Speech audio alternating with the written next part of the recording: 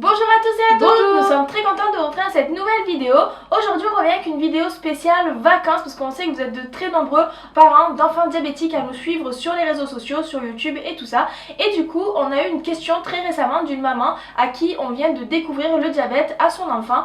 Et donc elle nous demandait quoi expliquer aux grands-parents qui veulent garder l'enfant pour ses premières vacances ou pour un premier week-end. Quoi leur expliquer par rapport au diabète de l'enfant pour qu'il puisse bien le gérer et tout ça. Et donc dans cette vidéo on va vous expliquer un petit peu des petites choses qu'il faut expliquer aux grands-parents qui veulent garder leurs petits-enfants pendant les vacances. Et puis n'oubliez pas que vous êtes aussi très acteurs de ces vidéos. Si jamais vous êtes des parents d'enfants diabétiques et que vous avez envie d'intervenir, n'hésitez pas à mettre dans les commentaires vous aussi comment vous faites pour que d'autres parents puissent s'inspirer de ce que vous faites.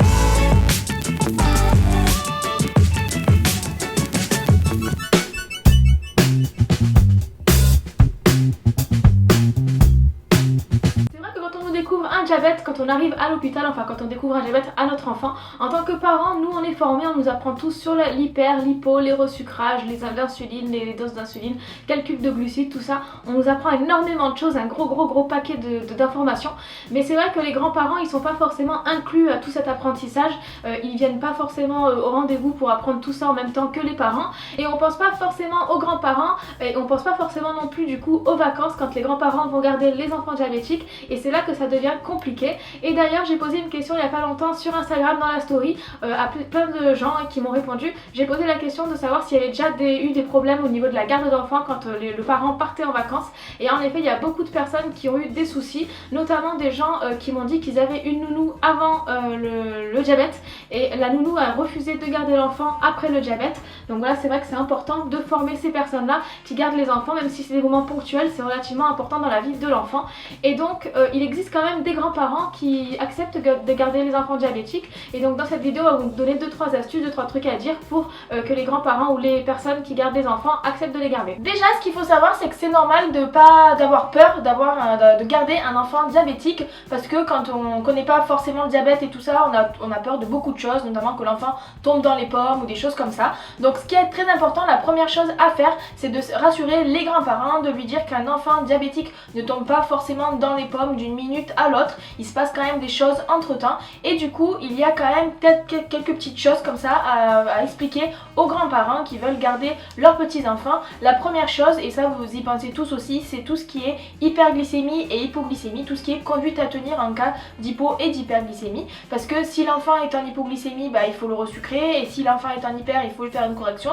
Et ça c'est des choses qu'il faut expliquer aux grands-parents, et il faut bien entendu relativiser en disant que c'est pas des choses graves, que si l'hyper est traité sur 1 ou 2 heures, c'est pas très grave non plus, c'est pas une situation d'urgence. Donc il faut aussi rassurer les grands-parents sur ça. Ensuite il faut aussi bien entendu expliquer aux grands-parents comment installer un capteur et comment changer une pompe à insuline. Ça dépend un petit peu le temps durant lequel l'enfant va aller chez ses grands-parents, mais si c'est une semaine il faut forcément expliquer ça, parce que si le capteur se décolle ou si la pompe se décolle, et dans tous les cas la pompe va devoir être changée, et bien il faut expliquer aux grands-parents comment le faire. Alors ce qui peut être bien, c'est de faire toute une genre de notice pour expliquer à la personne voilà comment faire, avec plusieurs onglets, c'est-à-dire d'abord comme ça, réservoir, ensuite on fait ça, voilà, plusieurs petites choses comme ça, sous forme de photos ou de dessins. Après chacun sa créativité, chacun fait sa notice comme il veut. Ou sinon ce qui peut être fait aussi, c'est que le parent passe 2-3 jours avec son parent, avec le grand-parent, pour changer au moins une fois ou deux la pompe et une fois ou deux le capteur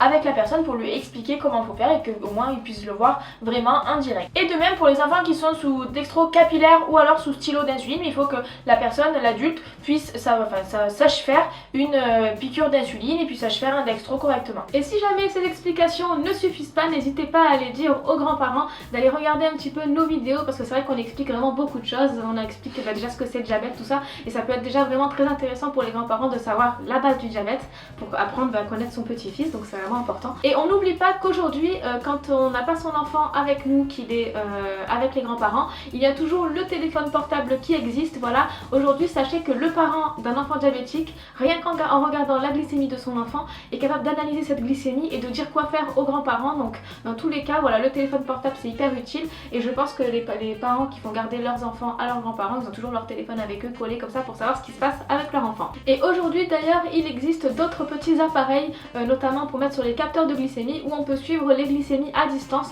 Donc ça peut être aussi un moyen de rassurer le parent et le grand-parent, d'avoir les glycémies à distance et d'avoir les alertes sur son téléphone. Pour terminer cette vidéo, le plus grand conseil qu'on peut vous donner, ce sera d'inclure les grands-parents aux soins, notamment quand l'enfant est hospitalisé. N'hésitez pas à faire venir les grands-parents pour que les grands-parents puissent écouter les mêmes choses que vous, par les médecins, par les infirmiers, par les diététiciens, etc.